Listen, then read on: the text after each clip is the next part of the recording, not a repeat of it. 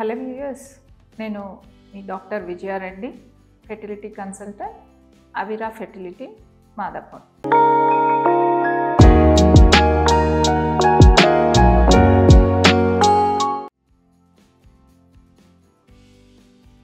ఇవాళ మనము male ఇన్ఫెర్టిలిటీలో TESA అని ఒక ప్రొసీజర్ అవిరా ఫెర్టిలిటీలో అందుబాటులో కలదు.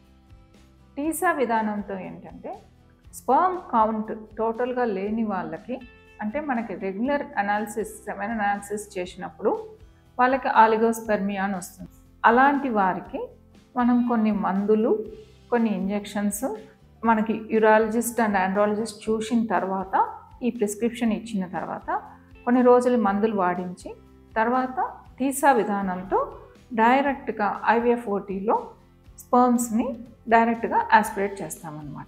ఈ విధానంతో మనకి రెగ్యులర్ సెమెన్ అనాలిసిస్లో కౌంట్ తక్కువ ఉన్న వాళ్ళకి టీసా విధానంతో మనం హెల్దీగా ఉన్న ఒక స్పర్మ్ దొరికినా కూడా ఇక్సీ విధానం అని మన దగ్గర అత్యాధునికమైనటువంటి IVF టెక్నాలజీ ఉంది కాబట్టి టీసా విధానంలో ఒక్క స్పర్మ్ని రిట్రీవ్ చేయగలిగినా కూడా ఇక్సీ విధానంతో మనం ఒక స్పర్మ్ హెల్దీ స్పర్మ్ ఉన్నా కూడా మనం ఎగ్ని ఫెర్టిలైజ్ చేసి ఎంబ్రియోని తయారు చేయగలం అన్నమాట.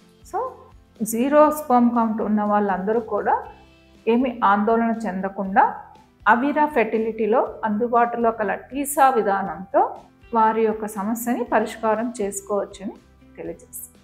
Thank you.